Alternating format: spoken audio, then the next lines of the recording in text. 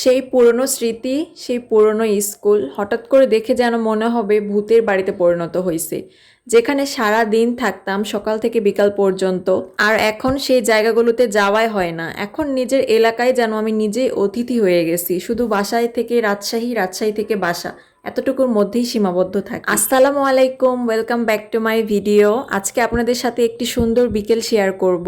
অনেকদিন হয়ে গেছে সেই জায়গাগুলোতে যাওয়া হয় না যেখানে স্কুল, ক্লাস, প্রাইভেট এগুলো নিয়ে ব্যস্ত সময় কাটিয়েছি। সেদিন ফ্রাইডেতে আমি ঠিক করলাম আমার সেই পুরনো জায়গাগুলো একটু ঘুরে আসবো, বহুদিন যায় না ওই দিন। তাই তো আন্টিকে নিয়ে বের হয়ে গেছি। যেহেতু আমরা নজিপুর পৌর পার্কে যাব, তার আগে কিন্তু এই নজিপুর সরকারি হাই স্কুল পড়ে, তারপরে পরে রাস্তায় এই নজিপুর সরকারি প্রাথমিক বিদ্যালয়, যেখানে আমি জীবনে প্রথম বোর্ড পরীক্ষা দিয়েছি।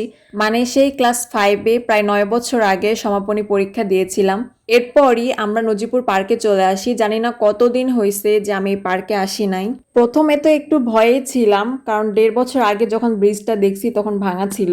এখন দেখলাম ভালোই আছে, হয়তো রিপেয়ার করছে। এক পাশে ধানের ক্ষেত, আরেক পাশে ভুট্টার ক্ষেত, এগুলো সেই পুরনো স্মৃতি মনে পড়ে যাচ্ছে। একসময় এই পার্কে অনেক সময় কাটিয়েছি, কারণ যখন ক্লাস 9-10-এ পড়তাম নজিপুর গার্লস হাই স্কুলে, তখন আমাদের প্রত্যেকটা ক্লাসই 50 মিনিট করে হইতো। তো খুব বিরক্ত, বোরিং হয়ে যেতাম।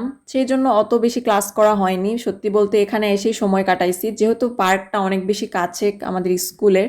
তো নজিপুর পৌর পার্ক সম্পর্কে একটু বলি। একসময় এই পার্কটা অনেক বেশি জনপ্রিয় ছিল, এখনো আছে। ঈদ লাগুক বা পহেলা বৈশাখ লাগুক, সবাই কিন্তু আসে এখানে ছবি তুলতে। কিছুই নেই, তারপরও পুরো পার্কই যেন এখন ধ্বংসস্তূপে পরিণত হয়েছে। অনেকবার বন্যা হওয়ার কারণে প্রতিবার পানি উঠে যায়, পুরো পার্কটাই ডুবে যায় নদীর নিচে। একসময় এখানে অনেক কিছুই ছিল, পুরো মেলার মতো ভাইব দিত সবসময়। নাগরদোলা, চরকি, এছাড়া অনেক দোকানপাট।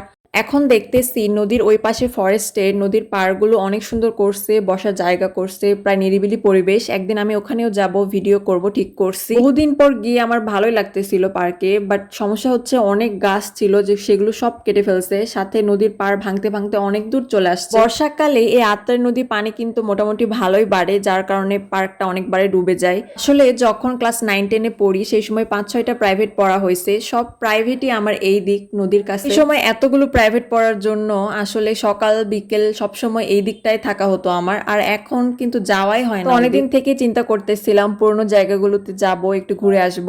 এখন তো বাসা থেকে অনেক দূরে থাকি, তাই হঠাৎ অনেকদিন পর পর বাসায় আসলে আর তেমন বের হই না। নদীর এই পাড়ের অবস্থা এরকম খারাপ হলেও ওই পাশের ফরেস্টের এলাকা কিন্তু অনেক সুন্দর করছে।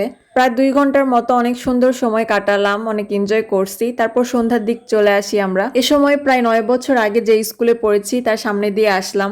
এখন যদিও আর এটা স্কুল নেই, এমনিতেই সন্ধ্যা, তার উপর দেখে মনে হচ্ছে ভুতুরে বাড়ি।